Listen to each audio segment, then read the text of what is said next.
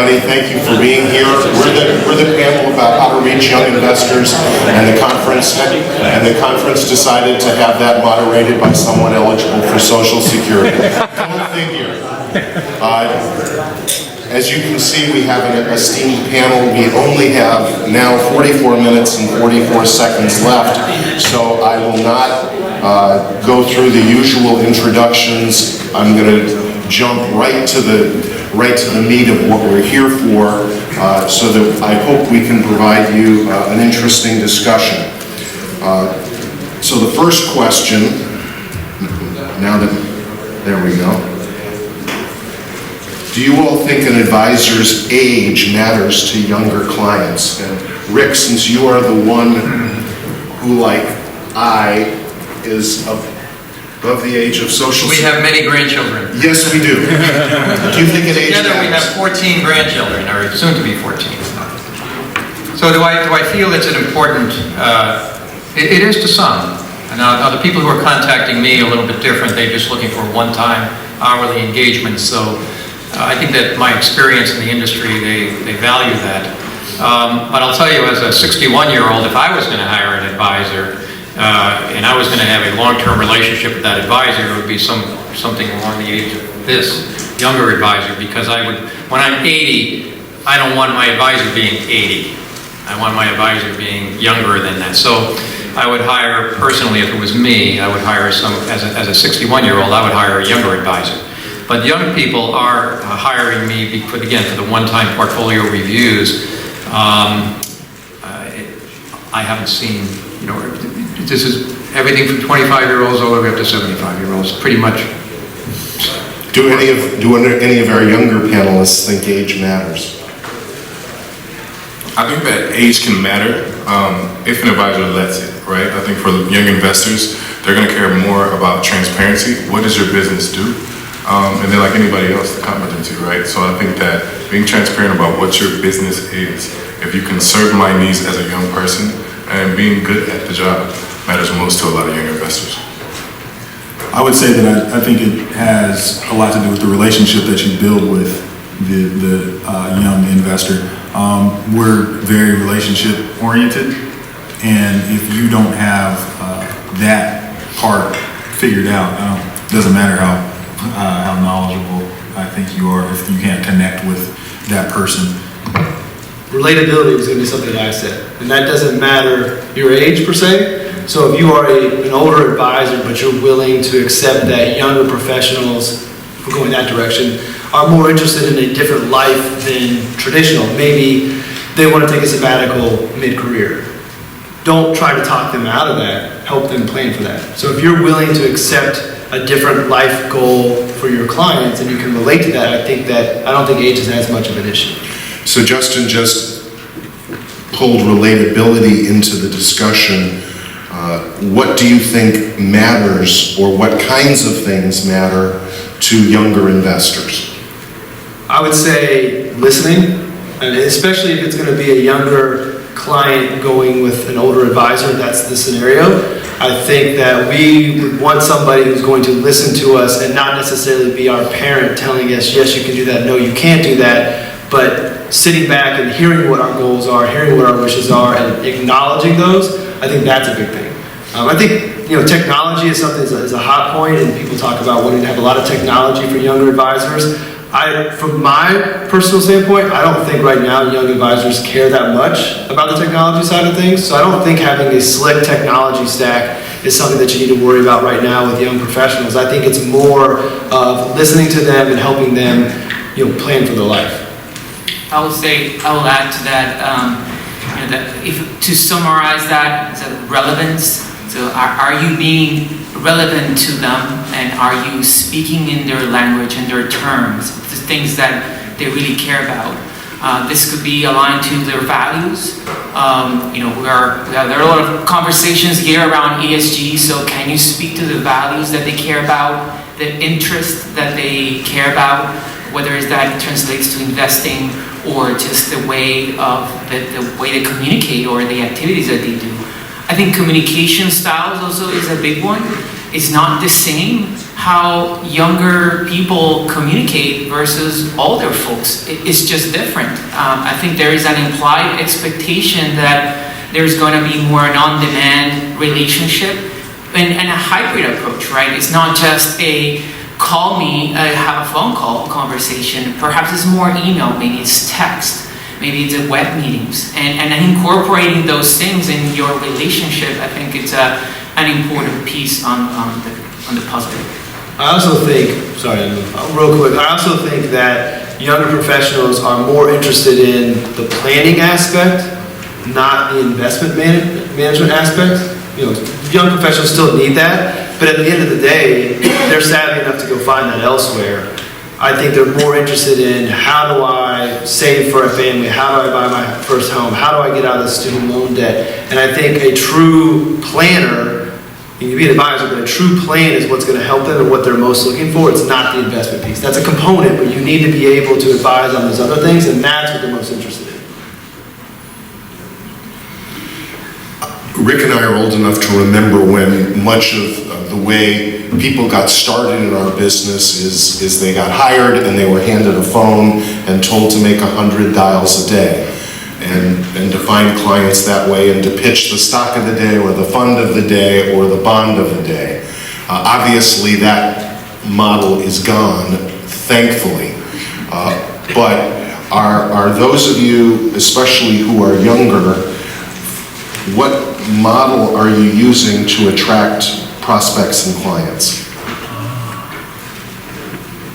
Run with that, Dasarte. Okay, I'll run with that. So my, I guess theory, I don't know if it's proven or not, is to reach people. I want to touch on their senses, okay? So our independence with our firm lends us the autonomy to write books. I've written 3. Pay Me in Equity is coming out in July. Shameless. Thank you.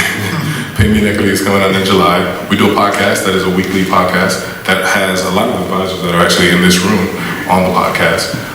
And we're branching into video. So we do all those things, and over the course of, I want to say, the first year of podcast, we've had over 20,000 people listen to the podcast or download the podcast, right? So this is a lot of young people having conversations and at minimum being educated about why this is good for you, why planning is good for you, right?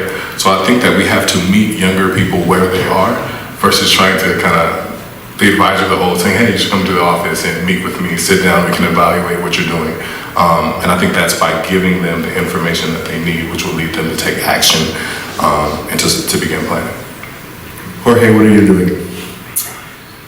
I think, one of the issues that I'm finding, and probably some around here as well, is, educating the younger investors is a big piece. I think that we come after experiencing, we're coming to our work lives and to having experienced the financial crisis, and there is this perception that maybe the industry is just all wrong and it's you cannot trust it.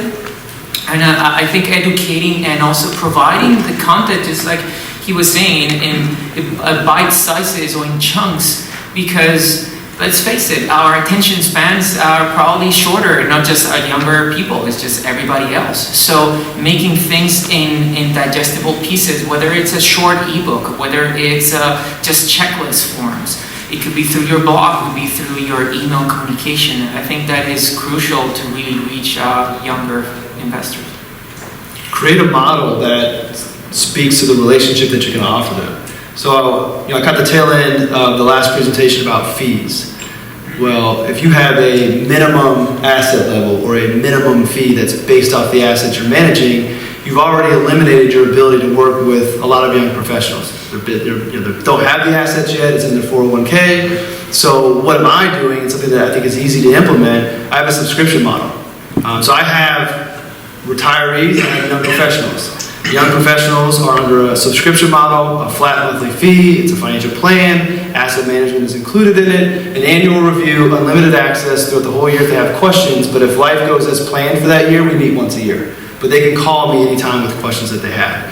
And the fundamentals of that relationship mirror what I'm doing for my higher priced AUM model, but I've scaled it down as far as the portfolio construction is different. ETF models run by iRegal, TD Ameritrade. Doesn't take a lot of time, real low cost.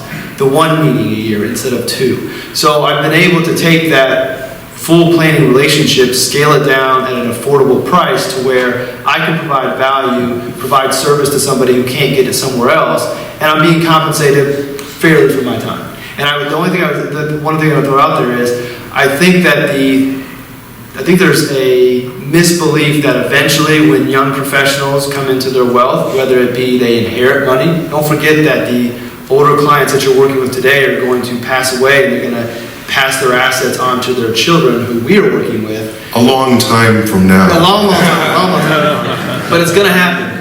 And those assets are going to come to the clients that we're working with, that we have been working with for 10, 15 years now, that no one else will take the time to work with them. And if you think that they're going to leave us, I would be very surprised. So I don't think you can just wait for those assets to pass the next generation and think, oh, now they're going to want more sophisticated planning, because the reality of it is we have the relationship. We were willing to take time with them and help them accomplish those goals when you wouldn't, and I don't think they're going to turn their back on us. And if we're smart as advisors, we're going to have that next level of service that they're going to need, because most of us started out doing that. It wasn't until recently that we added these other models. We'll be able to service them and take care of them. So I would, whether it's you as the lead advisor offering the subscription, or part of your succession plan is to bring on a younger advisor, create a subscription model, create a flat fee, whatever it might be, scale down the level of service but to where you can provide good planning and good advice, but don't give them all the bells and whistles that they don't really need, and then you can charge them a more affordable price. I think the industry statistics that I've seen support what Justin says.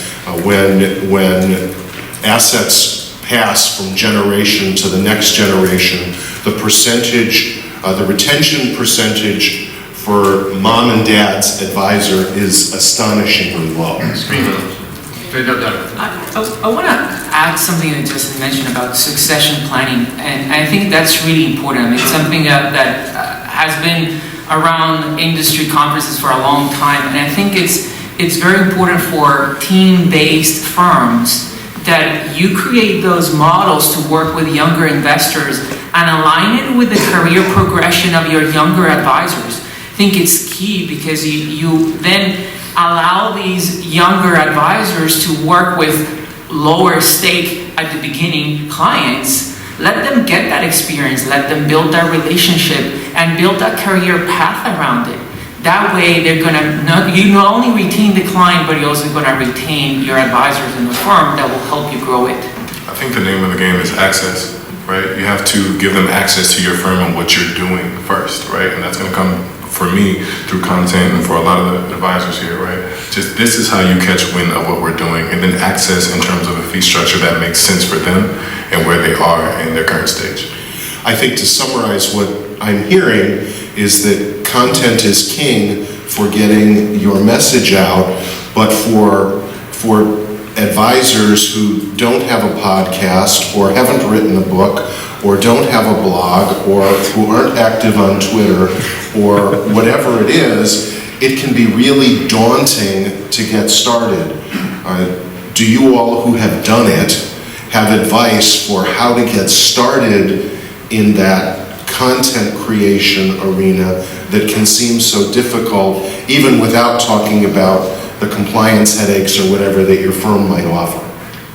Go ahead, Rick. So I've been at this for 30 years. I will just give you one piece of advice. Content has to be original. It can't be Me Too content. It has to be original. And how do you do original content? I mean, whatever you're thinking, write it down, and that becomes a blog. No matter how crazy your thoughts might be, you write it down, and you work it into a blog. And lo and behold, it's original. It has to come from you. The Me Too content doesn't work. I think I said on the last panel, we don't need another 6-paragraph description of how to do a Roth conversion. We just don't. But if you tell your story or a client's story, it's going to matter. But it's still daunting to do it. I'd say I'm at the beginning of my content creation journey, and a lot of my content, through social media is just about, me and I call it virtual handshakes, right? People need to see they see me, they see my family. I think my son is my best marketing thing ever I could ever post. So I put a picture of him, and I get a lot of feedback from him because he's just an adorable little boy. I'm not just saying that because he's mine, because it's true. No, it's empirically true. We verified it. But that's what I would say. Like I post stuff on my social media platforms, and the thing I'll say is that a lot of people think there's some formula. Well, you make 5 posts, and then you're going to get this many people to become a client. That's not why you do it. If you do it because you genuinely want to get your message out and you want to be authentic, then just do it because you like to do it, and people will find you, right? So the thing that I've noticed is I talk about financial things on my social media, and then I'll talk about some family things, and I'll talk about different things. The times that I've put the social stuff out there about money, I've gotten less response than I have about my family, because what I was doing when I was creating the content is I was making myself relatable. People could say, oh yeah, this guy's something like me. He has kids, he has a wife, he's going to, they're doing a trip, they're doing whatever they're doing. So the people felt more comfortable. I had a prospect come into my office, and she said, I was thinking about coming to see you, and there's this other guy that I was thinking about going to see. When I came in to see you, she said, I looked at your social media and I seen that you had kids, and I seen you and your wife, and I seen you doing this stuff. And she said, I felt like I knew you before I got here. That's what you were trying to do with your social media, is let these people into your lives as, not too crazy, but just let them know who you are. Let them know you're a regular person. And that works well for me. It also deters people who would be a bad fit for your firm. So if Emlen stole 2 of my buzzwords. Like anytime I talk about this, I say there's 3 things you need to keep in mind. You need to be authentic, you need to be genuine. And when I say genuine, I mean you need to be doing these things for the right reasons. Ultimately, we do this content to hope to grow our brand and grow people, but ultimately, you want to be creating this content to educate, put yourself out there as an expert, let people get to know you, and then I'm a believer that good things will happen. And it's worked for me, so you're not going to change my mind that does work. And then the final thing that's important is it's a long game. It's going to take a while for you to get traction. Now, you can do some SEO things and really get into the weeds. It might speed that up, but it's not going to be you put out 3 blog posts and all of a sudden you get a client. If you do, it's very lucky. So I'll share with you the kind of the ramp up that I had. What I saw, and I do a lot of content. I have 2 blogs, 3 podcasts. I do video. I have an Amazon skill. Like, I'm all in on the content game to grow my business, and it's working. So the ramp up was, though, the content that I created didn't bring clients in, but it served as a confirmation of referrals to me that were given.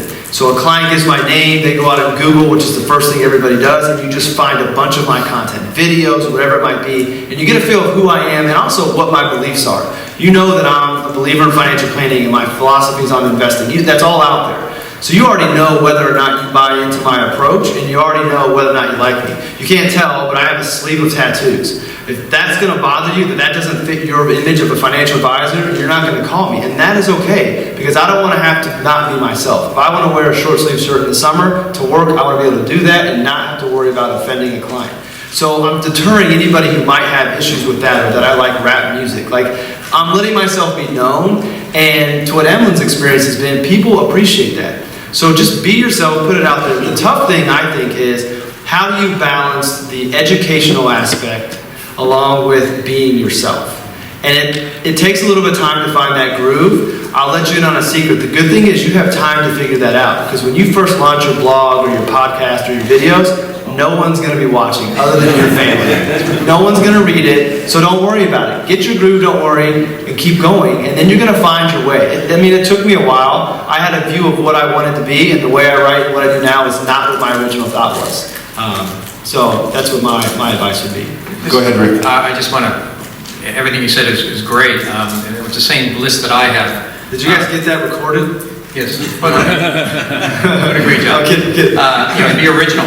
You're not kidding, Justin. I know. I got my camera. Be original. It has to be continuous. You can't get discouraged on this content stuff. The silliest blogs you put out there that you think are just complete nonsense, dumb stuff, all of a sudden the phone starts ringing. I use that phrase. I know that doesn't happen anymore. People email you.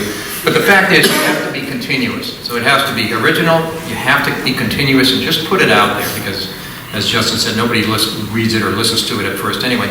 And then it's all cumulative. I have people contacting me from blogs that I wrote 8, 9 years ago. I said, really? Is that still out there? How did you find that? They happened to Google some phrase, and lo and behold, it was something I wrote in a blog 9 years ago on Forbes, and lo and behold, it comes up. And then I get we get an email that says, hey, I'm interested in doing something. I just read your article on something that I wrote 9 years ago. So original, continuous, and cumulative. It all adds up. The way I describe it is it's relentless. I think my view is you need to do it, but remember before you start doing it that there's no halfway. You have to keep at it, or you're going to lose the cumulative effect that Rick described. You know, my website is 7 years old, and I have hundreds and hundreds of posts now, and so that has a cumulative effect. But for your first couple of dozen or 50 or whatever, you're going to feel like I am just, spitting into the wind and nothing is happening. But there is a tremendous cumulative effect. And the second thing I would say is that there is no way to tell what's going to work and what doesn't. My most recent 2 posts ago, I wrote what I thought was one of my best things of all time, and crickets. It was phenomenal. Nothing. I'm not kidding. But my most recent post was a throwaway, nothing, and I did it 2 days ago, and I got 2 emails today about doing podcasts about it, and I thought it was worthless. So, not quite worthless, but you get the idea. So, there's no accounting for what's going to click. Is that your all experience as well? Yeah. I was going to add to that, because I was going to say, one thing that when you're starting out, you can get caught in the trap of looking at how many followers you have, looking at how many likes you get, and that kind of stuff. And that's not where you want to be. Just to your point, sometimes you're going to think that this is I just dropped a gem, and everybody's going to love this, and 2 likes. You can't let that discourage you, nor can you do it for the likes. You have to do it because this is what you want to do. So I would just say keep pushing, and there's going to be some times where you're going to post something and it's not going to get very many likes. And then there's going to be times where you're going to record some content. I know Justin and I were having a conversation with someone on Twitter about content that they had made that they didn't want to post. And similar to what you were talking about here, I made a video about something and I posted it, and I was like, man, I don't want to really post this. I posted it. Within minutes, I got 4 or 5 messages about what I posted. I thought it was horrible, so I just posted anyway. And I'll tell you to do the same. If there's something that you put, as long as it's authentic and it's coming from your heart, people will tell that, and they'll probably respond to that more than anything else.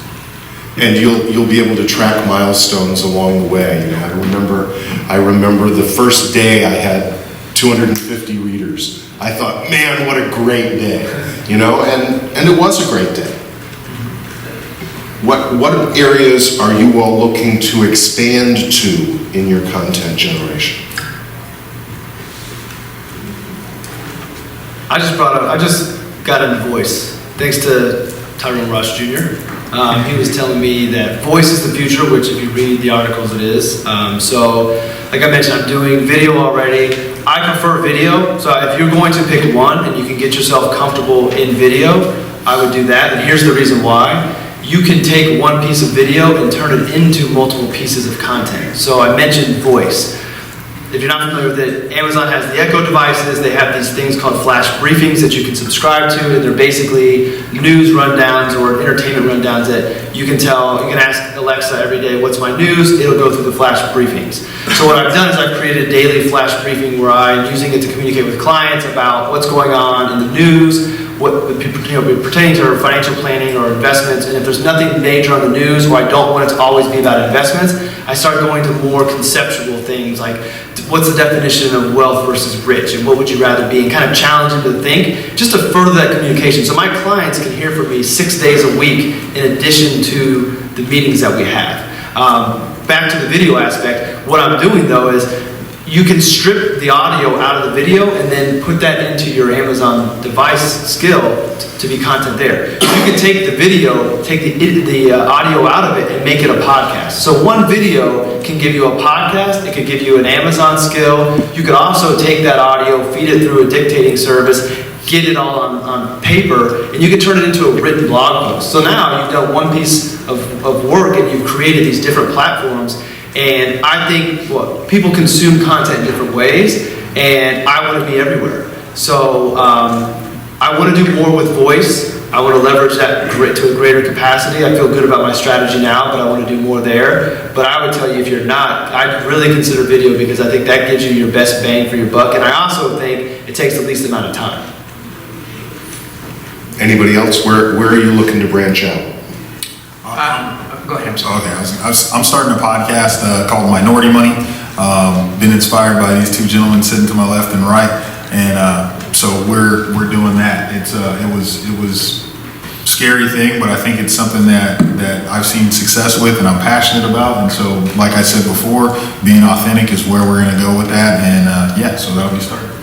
Rick? And so I was out there earlier today, and I was kind of bored, and I was on Twitter, and all of a sudden I see these two guys doing a live Twitter feed over Twitter. So I turned it on, and I listened to you guys talking, and we're walking live. I didn't know you could do that, but I think it's the coolest thing. Thank you. I'm going to try to do that sometime. We're showing our age. Well, has that been around for like 10 years? No. I applaud that, though, because by no means are you old, but most...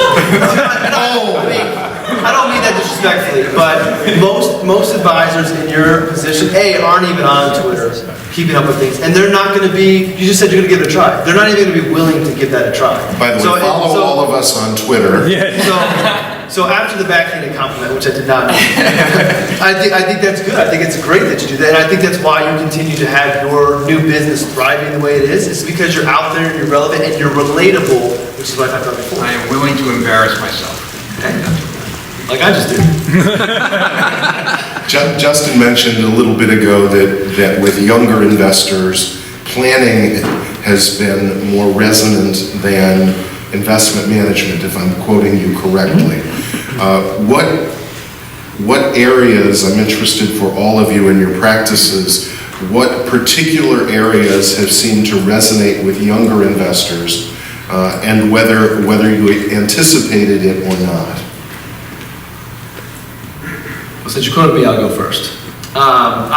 For my clients, it's more, the young professionals that are coming to me are at a position where they have young families, they're making good incomes, and they realize they have the opportunity to really get a good start.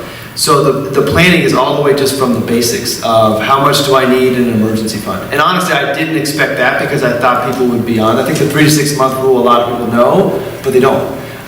Where do I need to hold that? So there's a lot of basics there, but the good thing is those are very quick and easy to get through, and that builds momentum behind the plan.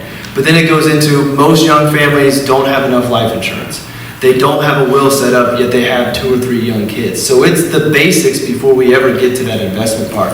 And although they hate having those conversations, being there to be able to facilitate that conversation, they really appreciate, because they're not going to go home and talk about it on their own. So I think it's the basics of a financial plan that aren't the exciting, they're not the conversations people want to have, but that's really where they're seeing the value. A terrific basic that I have used successfully is the safe savings rate research, that at given ages and different situations, how much you need to save to be able to fund your retirement. And it's a great tool to use with young families because they see, well, gee, I may have to save 11% now, but if they look and they don't start for 10 more years, that number jumps significantly, and that can be a really good motivator.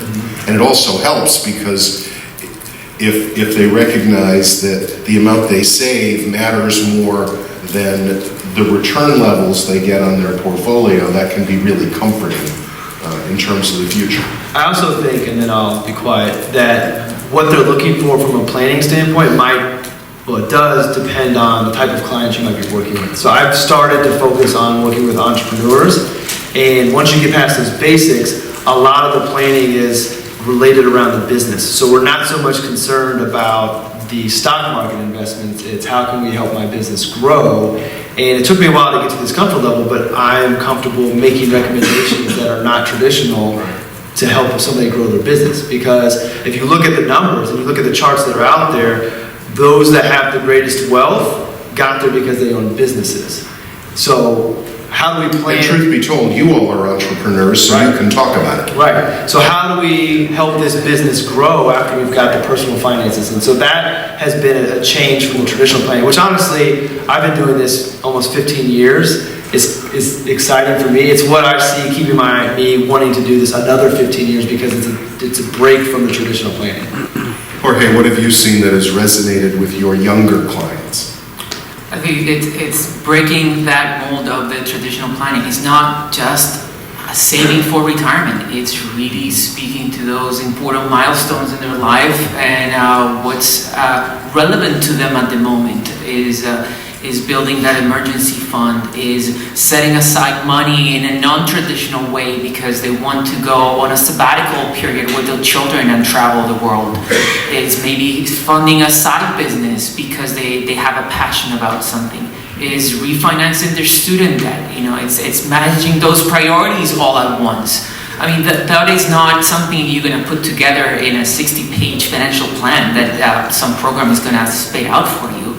This is about really providing actionable advice around these things.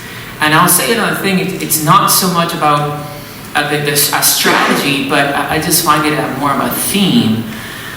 Nowadays, with the internet making information so accessible, I just find that our roles has more shifted with providing more of a coaching relationship of, okay, young investors are more coming to us and saying, yeah, I've read about this or I've read about that. Like I've already found the information online and now they need help making sense out of it because there's so much around it online that just don't have the time or the expertise to distill it and say, okay, I see this is relevant to me or this is not. So it's more about kind of dissecting all that is out there and then making it relevant. And for us, I think it's really important then to bring it back to what's important to you. And if your business is really important to you, maybe it's sacrificing, not saving so much for retirement right now makes sense because that's your true goal. And that may kind of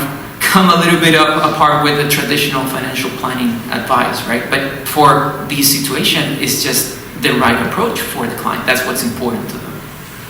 And the flip side of content, it seems to me, is that, and the younger advisors in the audience know this intuitively, those of us who are older may not, but if you don't have readily accessible content, you're already at a disadvantage because your clients and your prospects are looking for that content. Even your older clients and prospects, before they come to see you, are going to look to see what your web presence is and if you have a website and what you write about. And most of these gentlemen here who have terrific skills in that area talk about the head start they get because they have it, but those of you who don't have it are behind already, I think.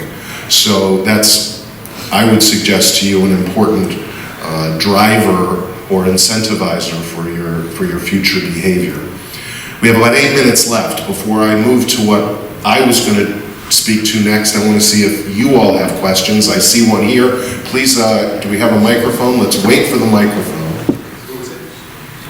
While the mic comes up, even though you might be behind relative to us, if you look at the profession, you could start today and you're still way ahead of most. So it's You're still in the top quartile. Yeah, it's still early, so don't let the behind scare you away. Neer, go ahead. I was wondering, in a world where one misstatement or perceived misstatement can end a career, do you worry about that risk? And if you do worry about it, how do you manage it?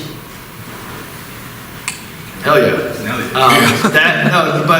But the way, I worry that if I put something out there that your credibility goes out the window, but that helps me be a better advisor because if I'm doing a research-driven piece, you better believe I'm going to double check the numbers in my resources to make sure that what I'm putting out there is accurate. So the content also helps me stay up to date with what's going on, researching changes in the tax laws or whatever it might be that I might be discussing without it being advised, so that I'm not making a mistake. So that does scare me. And that's also one of the reasons I tend to stay more towards the side of philosophical, bigger picture concepts rather than doing a deep dive research, because I don't have the time to do all that research. So when I do, I make sure it's accurate, but I tend to stay more towards areas I can't get in trouble by giving misfacts. I'd like to just say one comment on content. You can be critical of an issue, like advisor fees, like 1% advisor fees. You can be critical of that. You have to stick to the issue, because people are going to want to turn it into a personal fight with you. And as soon as you go personal with a person, say on Twitter, you're dead, you lost. You cannot go personal. You have to stick to the issue. And if somebody else wants to go personal on you, you block them, which is what I do. And I have a lot of people blocked. But you gotta stick to the issue. You never attack anybody personally in any content that you do. You can attack the issue, but never the person. Because as soon as you do that, then you're labeled, you're done, I think. To add to that, in Pay Me in Equity, we talk about different types of equity compensation, right? ISOs, NSOs, RSUs, ESPPs, and that's one of our most detailed projects, right? So I'm here nervous that this is going to be not a high-level project, but something that if I get something wrong, I will be judged on that. So I think in the world of credibility going out the window in a second, we have to measure twice and cut once. And I think that makes us better advisors because we're willing to take the time to do that and get it right the first time. I also think it's important to be wary of where the lines are and not to go near them. If it doesn't happen as often anymore, but too many advisors try to pitch a product or pitch a strategy or pitch an approach. At least my view is that's asking for trouble immediately before you've even started. Keep your content personal, but also general. And that's one way to provide at least a little bit of comfort, because, yeah, I think we all worry about it. Well, if you find yourself along those lines, I think you're getting away from the bullet points that these gentlemen listed, right? It's not authentic, it's not genuine, and you're probably doing it for the wrong reasons anyway. Another question. And since you used the word pitch, I would also, with your content, I don't have calls to action on my blog post. I understand the marketing aspect behind it, get them in a sales funnel, bring you down, but I think people that are consuming your content are really wanting to be educated, not be told how your services can help them. If they like your content, they like what you have to say, they'll know how to find you. Like work with me on the top of your website, but I would be reluctant to put a lot of calls to actions on your blog post. I think you should view your blog post as a way to educate, put information out there, let people get to know you, and then don't make the ask. And sometimes not making the ask is a better, if you want to use the term close, than actually trying to get them through. So I understand why marketing people say to do that, but I think you're better off to just let it be authentic and be about the education and the information, and they'll call you, they'll email you. I agree with that, and I would add that when people read your content, very rarely are they going to read it and, to use Rick's example, pick up the phone. That's not usually the way it works, at least in my experience. And if they perceive what you're writing as a pitch, they're even less likely to call. Rick mentioned he gets calls on articles from 9 years ago, and if it had been a pitch, that wouldn't be true, I suspect. Go ahead, Ty. So you've got a few Twitter celebrities on stage, but if folks are out there and they want to get started, is there a platform that you suggest where advisors start to gain traction? Any preferred starting place, or should it be Twitter, should it be LinkedIn, should it be Instagram? I think you think about your audience and where they're hanging out. I don't think Twitter is the place to go find clients personally. For me, Twitter is all about this. I've gotten some clients off of Twitter, but I look at leveraging Twitter as to meet more advisors, learn from them. There's so much information that is exchanged out there. I think you would use it for the personal, for the professional connections. I think, depending on your demographic, maybe it's Facebook. I think LinkedIn is a good place. If you're thinking about wanting to work with professionals, it's a professional network. I mentioned video. LinkedIn loves video. I think LinkedIn would be a place you can publish blog posts there. So if you don't want to get your own blog post, you can publish on LinkedIn's platform. So I would say if you're going for clients, if you had to pick one, I'd probably go LinkedIn. I just want to make one quick comment. So I use Twitter as a vetting tool. I'll put an idea out at Twitter, right? Hey, I think this, and I wait, see what happens. And sometimes, steer the pot. Sometimes nothing happens. I'm shocked that you do that. I do. Anyway, but sometimes something big happens. I'll get hundreds of likes and then these conversations, a lot of activity. That then eventually becomes a blog post. Okay, so you see what I'm doing with Twitter personally. I'm vetting my ideas on Twitter, and the ones that take hold, I know there's emotion about.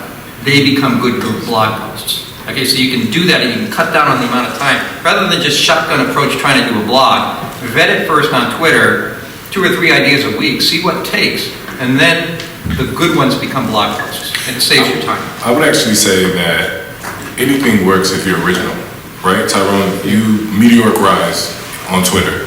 I love Instagram, right? And some people might do very, very well on LinkedIn. I don't think the platform matters as much as the content does, and the consistency that you have on that content or the platform with your original content. I think that's the key. So it doesn't matter if it's Facebook, Twitter, LinkedIn, or whatever, but you have to be original. That's a fantastic point. I would add only one other small thing, which is Twitter generally is a cesspool, but finance Twitter is terrific. There's collegiality and terrific wisdom readily available almost instantly. Yeah. But I think Dasarte's point about the key to be original is probably a great way to start, especially because our time is up. So please join me in thanking our panel.